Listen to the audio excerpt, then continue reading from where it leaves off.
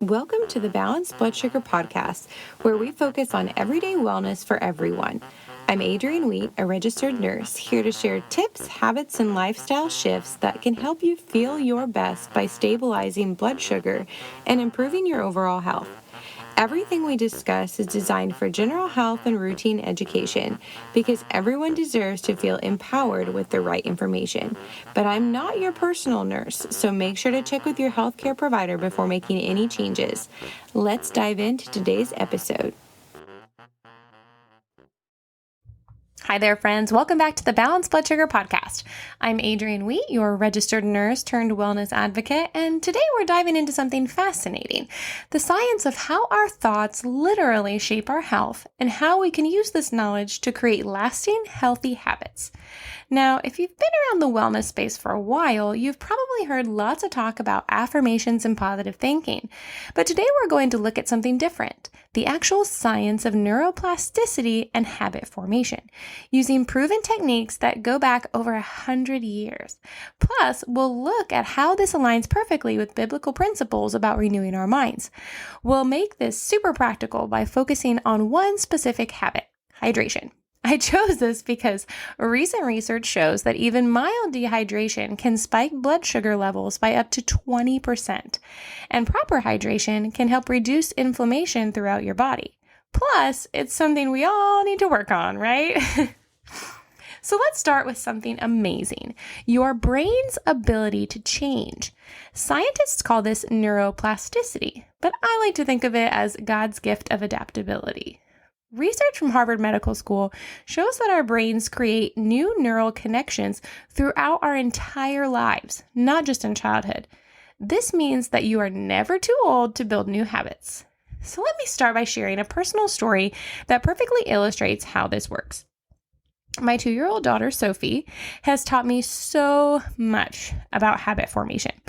Instead of constantly telling her, take off your shoes when we come inside, I started asking her, Sophie, what do we do with our shoes when we come inside? See, my goal wasn't to just get the shoes off. It was to build that specific thought pattern in her brain that when I come inside, I take off my shoes and put them away. And you know what? It has worked beautifully. Now, every time we come home, she automatically sits down and tries to take her shoes off, like without even being asked. And even when she can't quite manage it herself, that neural pathway is already there, and she knows that that's what she's supposed to do. And so she's even started putting my husband's dirty laundry in the hamper when she finds it lying around, because I've also been training her in the thought, dirty clothes go in the hamper. So she'll go around the house and pick up dirty clothes that she finds and she'll put them in the hamper, but this isn't just cute toddler behavior. This is neuroplasticity in action. Every time she thinks that thought and performs that action, those neural pathways get stronger. So it's like wearing a path through grass by walking the same way every day, except it's in your brain. Now let's look at some fascinating research about hydration's impact on our health. There have been studies that show that even mild dehydration can increase blood sugar levels, even by up to 20%. And this happens because when we're dehydrated, our body produces higher amounts of a hormone called vasopressin, which promotes our liver to produce more glucose. Prompts our liver to produce more glucose. Additionally, research have found that proper hydration helps reduce inflammatory markers in the body by up to 40%. This is crucial because inflammation is often at the root of unstable blood sugar and many other chronic health conditions. So this brings us to something super powerful.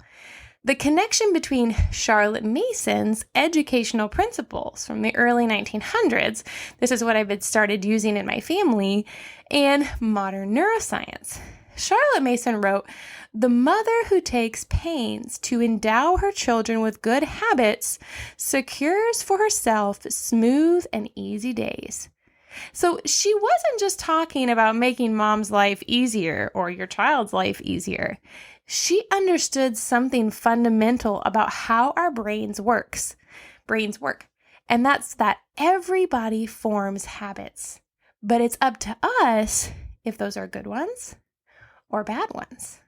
So in Charlotte Mason, a methodology, if the mom will take great pains to teach her children good habits, they become habits, like getting up and brushing your teeth. Like most people don't have to think about brushing their teeth or getting their morning cup of coffee. It's just something you automatically do without realizing that you're doing it. And so habits make the child's life easier and the mother's life easier, or family, or even your own life, if you have taken great pains to instill that habit. Because once it becomes automatic, everybody's life is easier. So let's think about this in the terms of like Proverbs 22:6. It says, train up a child in the way he should go, and when he is old, he will not depart from it. This isn't just about spiritual training. It's about the very nature of how God designed our brains to learn and grow through consistent, gentle repetition. So just like I do with Sophie and her shoes, we can apply this to our own health habits. So instead of beating ourselves up about not drinking enough water, we start by building the thought pattern, I drink a full glass of water before my coffee. So let's break this down into practical steps, because that's totally the thought that I use to remind myself to drink more water. So number 1, you can prepare your environment, whatever will work for you.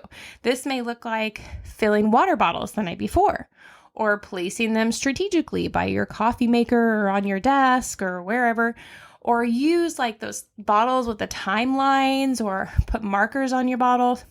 Whatever you need, prepare your environment for success.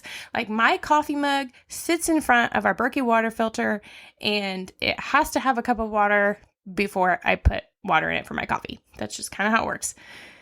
And then number 2, you're going to build that thought pattern. So choose your trigger moment. For me, it's morning coffee, but yours could be a morning run or meals or breaks at work, whatever it is.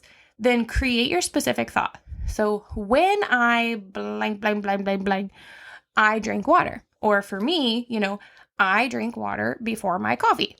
And so then you can say it out loud for even extra help remembering, because we talked about in a previous episode before that our brains listen to our own words more than they do anyone else. So when you say it out loud, you're helping to build that neural pathway even stronger into your mind. So prepare your environment, build your thought pattern, and then number 3 is track progress without shame or guilt. Okay, this is so important. You can use a simple checklist or an app, or if that stresses you out too much, don't even worry about it.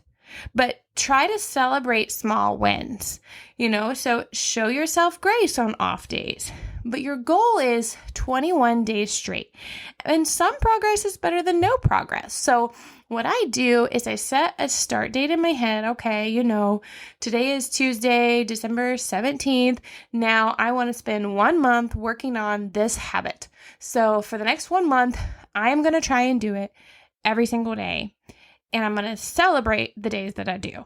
Most of the time, that really works out really well. You can put your post-it notes somewhere, something that you need to remind yourself, oh, I need to drink my water, and you can track it if you want in an app. I found that to be extra stressful for me. I actually found my reliance on an app to be kind of a hindering block to me, because I felt like I was using the app more than I was building that neural pathway. So I tried to just really focus on that thought. I drink my coffee before my water. I drink my water before my coffee. I drink my water before my coffee. And the more I did it and the more I think that thought, the more that I don't even remember drinking the water before I drink my coffee. I know I did, but I don't it's just kind of a vague memory that I did it. Kind of like how you just brush your teeth in the morning when you're half asleep. But anyway, regardless, your goal is to then celebrate those small steps. Celebrate every single step that you make, because every single step that you make is one step closer than where you were before. Okay, so now once you've mastered hydration or whatever other, habit you want to start with, you can apply these principles to any of your health habits, whether it be taking medication consistently, checking your blood sugar at specific times, moving your body during or after meals, evening wind down routines. The sky is the limit. Choose one of those major health things that I need to do that, but I just haven't had the time, or I don't really know.